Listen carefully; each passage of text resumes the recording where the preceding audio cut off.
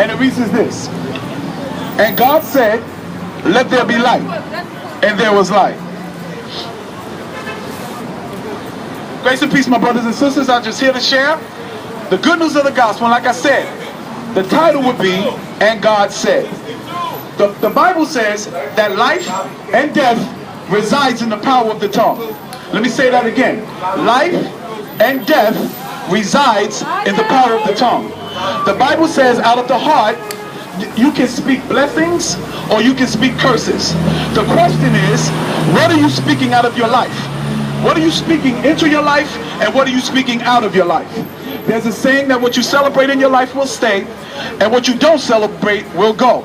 We have got to realize that we can speak our success, we can speak our victory, we can speak our success, our greatness, or we can speak our defeat, or we can speak our weaknesses. We can concentrate on our flaws and speak those things. But the question is you have a choice, and what choice are you going to make? Are you going to speak strength? Are you going to speak power? Are you going to speak victory? Or are you going to speak defeat?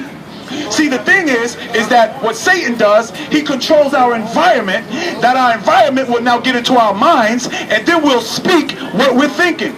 See, God said you're not subject to your environment. You're not subject to your situation.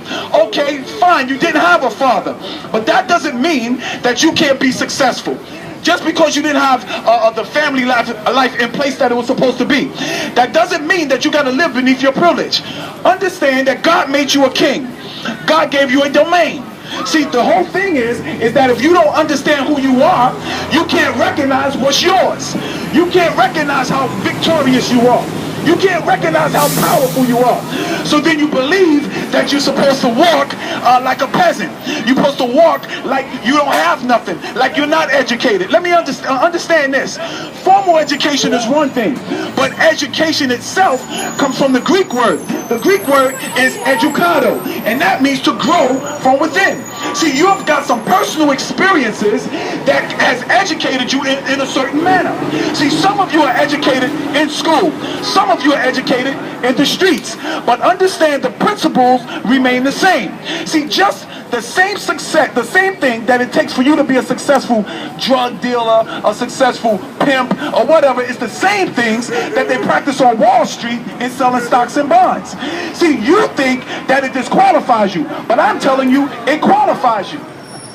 You've got to realize God didn't make no jump. That's why he only made one of you. God didn't make nothing to throw away.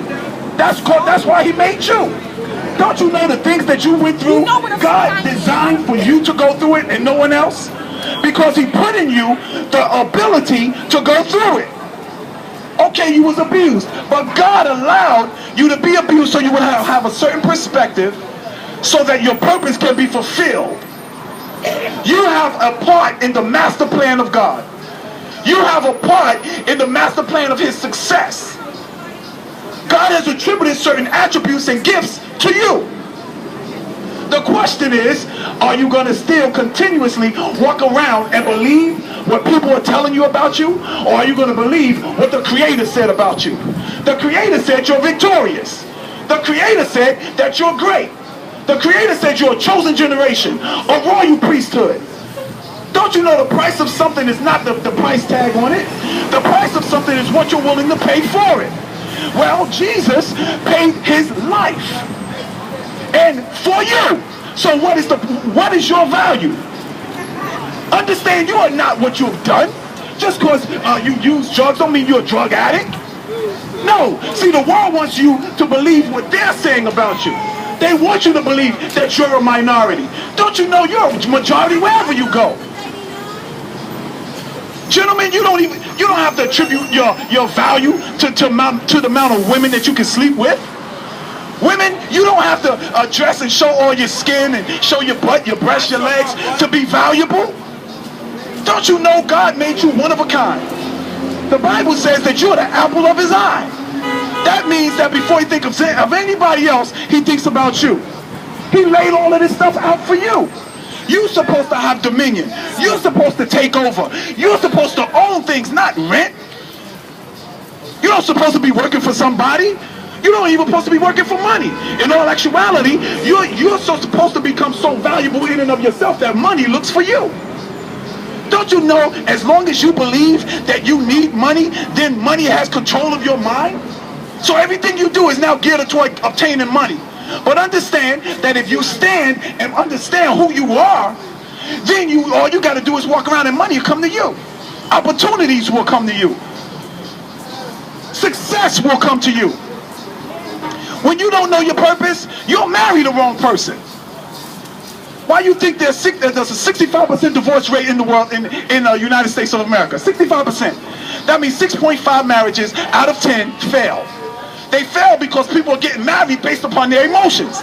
They're getting married based upon what they feel. Well, how is that working for you?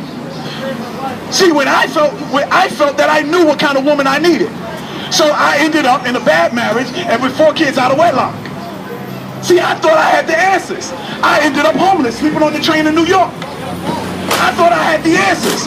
So I got strung out on pornography for 2 decades, 20 years.